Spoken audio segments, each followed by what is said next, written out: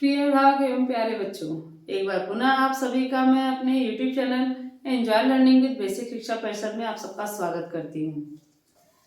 आपके सामने यहाँ पे ब्लैक एंड ग्रीन कलर में लाइंस लिखी हुई हैं। जरा हम इनको ध्यान से पढ़ते हैं। Wake up, it's a lovely day, it's a lovely day, oh please get up and come and play। ऐसे यहाँ पे डे प्ले, ऐसे इधर देखिए अप। 4 लाइंस के जो एंड में वर्ड्स हैं इनको ध्यान से देख लीजिए और अब इधर आ जाइए। Once upon a time there was a lion, once upon a time there was a lion। एक समय की बात है, एक शेर था। Last word lion. He was very dangerous, वो बहुत खतरनाक था। He was very dangerous. No one was his friend, कोई उसका दोस्त नहीं था। Last word is friend. One day he met a boy, एक दिन वो एक लड़के से मिला। ठीक, 4 वर्ड्स यहां भी हैं, 4 वर्ड्स यहां भी हैं। अब इन सभी शब्दों के ऊपर हम जरा ध्यान देते हैं। अप, दोनों ही वर्ड सेम है। डे, प्ले, डे बोलने में एंड में क्या आ रहा है? डे, ए, किसका साउंड आ रहा है? ए का। प्ले, प्ल ए, इसमें भी क्या आ रहा है लास्ट में? ए। डे एंड प्ले, ये दोनों के दोनों शब्दों को बोलते समय हमें ये एहसास हो रहा है कि जो आखिरी की जो इनकी ध्वनि निकल रही है, जो एंडिंग साउंड है, वो दोनों की सेम है, ए। यहाँ अप, ये तो दोनों वर्ड ही सेम हो गए हैं। जबकि यहां जरा देखिए, अगर हम लायन लास्ट में न या 2 लें तो यन। यहां डेंजरस, अंतिम 2 लें तो अस, और सिंगल लें तो स। न तो ये मिला न ये मिला। फ्रेंड, एंड, अंतिम जो ध्वनि है वो है एंड, और अगर एकदम लास्ट में ले तो ड। तो इधर है न, इधर है स, और इधर है ड।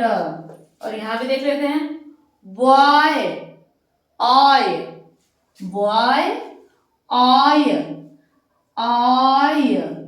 और लास्ट में अगर लें तो य। ठीक, ऊपर की लाइंस में हमने देखा कि इन वर्ड्स की जो ध्वनि है एंड वाली वो सेम है। ठीक, लेकिन जो यहां पर है एक स्टोरी की लाइन, इनकी एंड की ध्वनि कहीं भी नहीं मिल रही है, means ending sounds are not same. ठीक, last words have different sounds, different ending sounds, but in the poem which you have already read, the last words they have same sound, means these words are ending with the same sound, and this same sound makes the difference between lines of the story and the lines of the poem. So day and play, इनको हम कहते हैं rhyming words। Hindi में इसी के लिए है तुकान शब्द।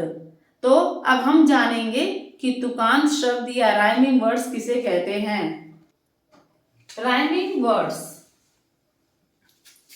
Words ending with same sound are called rhyming words. Words ending with same sound means ऐसे शब्द जिनकी अंतिम ध्वनि सेम हो, समान हो, they are called rhyming words. उन्हें हम राइमिंग वर्ड्स कहते हैं। राइमिंग वर्ड्स को हम हिंदी में भी पढ़ते हैं तुकांत शब्द, तुकांत शब्द जिसका अंत में तुक मिले, अंत में तुक मिले, तुकांत शब्द। जिन शब्दों की अंतिम ध्वनि समान हो, जिन शब्दों की अंतिम ध्वनि जैसे अभी हमने निकाला था समान हो, उन्हें तुकांत शब्द कहते हैं। जैसे का, ला, अंतिम ध्वनि ला। तो अगर हमें तुकांत शब्द बनाना हो इसका, तो हम ला अंत में रखेंगे और का की जगह पे कुछ और लिखेंगे, जैसे बाला, माला। ठीक, ये तुकांत शब्द हुए। काला, ला, अंतिम ध्वनि ला, बाला, अंतिम ध्वनि ला, माला, अंतिम ध्वनि ला। In the same way, there are rhyming words in English also. For example, bat, bat, bat, bat, bat, bat. So the last sound is at, at. So at, at. At will be same, and now you have to add one letter before it. So bat, if we add m, at, mat. So bat, mat. C, cat, cat. H, her, hat. So bat, mat, cat and hat. These four words are ending with same sound at. So these are rhyming words. Now we will take some more examples of rhyming words. B-O-O-K, book. The last sound ook, ook, ook. So now we have to add a letter at the starting of ook. Let's add L and see.